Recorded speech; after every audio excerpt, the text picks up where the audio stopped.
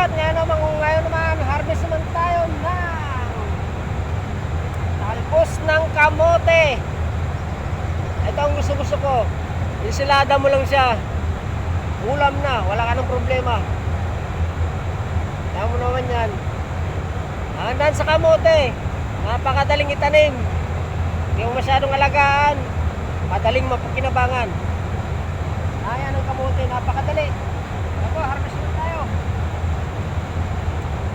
Ensilada, kung may isda ka, pwede mo rin ihalo.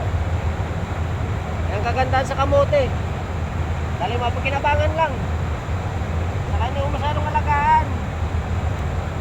Ayan ang kamote.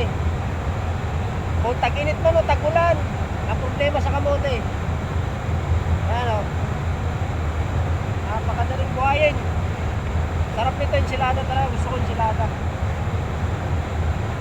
Ayan o, harvest pa tayo. Harvestin pa yan.